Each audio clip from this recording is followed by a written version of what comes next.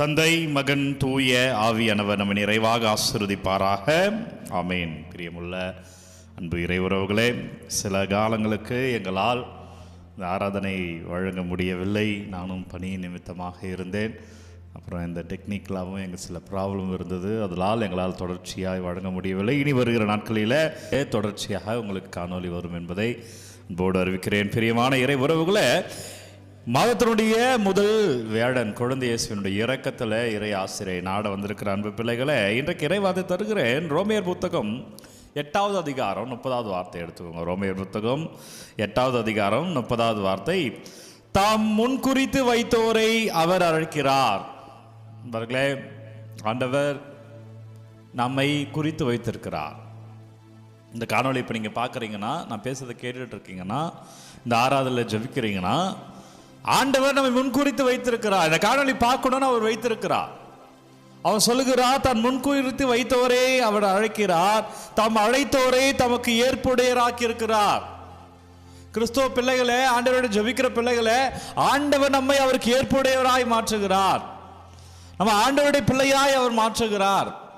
அப்படின்னா அவர் உன்னை அழைத்திருக்கிறார் என்றால், உன் பிரச்சனைகள், உன் குடும்ப பாரங்கள், உன் குடும்ப கஷ்டங்களை அவர் போக்குவார். அவர் உன்னை அப்படி ஆசீர்வதிப்பார். நீ அவரிலே இரு, நீ அவரிலே இரு. என்னுடைய செய்தி அதுதான். நீ அவரிலே இரு, நீ அவரிலே கலந்திரு, நீ அவரிடம் ஜெபி. ஜெபமாலை ஜெபிப்பதை விடாதே, விவிலியம் வாசிப்பதை விடாதே, தனிஜெபத்தில் அமர்வதை விடாதே. முடிந்தால் ஆலயத்துக்கு செல், திருப்பலி காணு, திருப்பலியில் ஒப்புக்கொடு, ஜெபி. ஏனென்றால் உன்னை அழைத்திருக்கிறார். உன் பிரச்சனையை அவர் அறிவார். அவர் அப்படிலாம் உன்னை விட்டுற மாட்டார். எனவே பாருங்க, தொடர்ந்து வாசிக்கிறேன். தன் முன்குறித்து வைத்தவரை அவர் அழைக்கிறார், தாம் அழைத்தவரை தமக்கு ஏற்புடையர் ஆக்கியிருக்கிறார். தமக்கு ஏற்புடையர் ஆக்கியோரை தாம் ஆட்சியில் பங்கு பெற செய்கிறார்.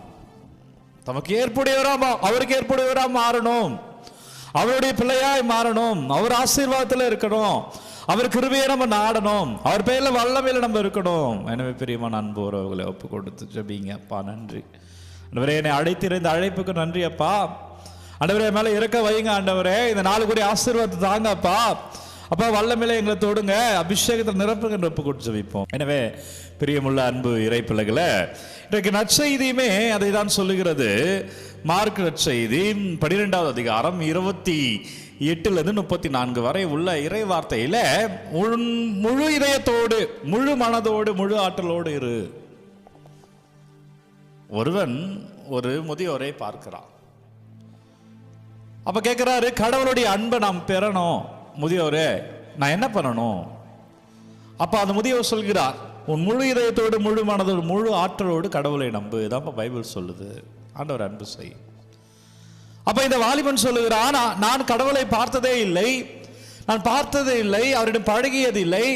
அப்படி பார்க்காத பழகாத ஒரு மனிதரிடம் எப்படி முழு இதயத்தோடு, முழு மனதோடு, முழு ஆற்றலோடு நான் நேசிக்க முடியும்? அந்த முதியோர் சொல்லுகிறார், சரிப்பா, நீ ரொம்ப நேசிக்கிற விலங்கு ஏதாவது உங்க வீட்டில் இருக்கா, வச்சிருக்கியா? இளைஞன் சொல்லுகிறான், நான் ஒரு ஆடு வைத்திருக்கிறேன், ஆடை மிகவும் நேசிக்கிறேன், எனக்கு குழந்தை போல அது. அப்ப அந்த ஆட்டை நீ இன்னும் மிகுதியாக முழு மதத்தோடு, முழு உள்ளத்தோடு, முழு மனதோடு, முழு ஆற்றலோடு அன்பு செலுத்து. கடவுள் அந்த ஆற்றலோடு இருப்பதாக உணர்ந்து அதை நேசி. அதோட நீ பார்க்கிறல்ல, அதோட பழகிறல்ல, அதை அன்பு செலுத்து என்று சொல்லிவிட்டு கடந்து போகிறார். இவனும் சென்று விடுகிறான். 1 மாதம் கழித்து இந்த முதியோரை தேடி செல்கிறான் இளைஞன். ஐயா, அந்த ஆட்டிலே நான் இறைவனை பார்க்கிறேன். அந்த முழு மனதோடு, முழு ஆற்றலோடு, முழு இதயத்தோடு நான் அன்பு செலுத்துகிற போது அந்த மாற்றத்தை உணர்கிறேன். இதை மனிதரிடம் செய் என்று சொல்லுகிறார். நண்பர்களே, கடவுளை நேசிப்பது என்பது பிறரிடம் அன்பாய் இருப்பது. கடவுளை நேசிப்பது என்பது மனிதர்களுடைய சமத்துவத்தை பார்ப்பது. கடவுளை நேசிப்பது என்பது அடுத்தவருக்காக விட்டு கொடுப்பது. கடவுளை நேசிப்பது என்பது நாம் வீட்டில் உள்ளவர்களுடைய குறைகளை மன்னித்து அவர்களை ஏற்றுக்கொள்ளுதல்.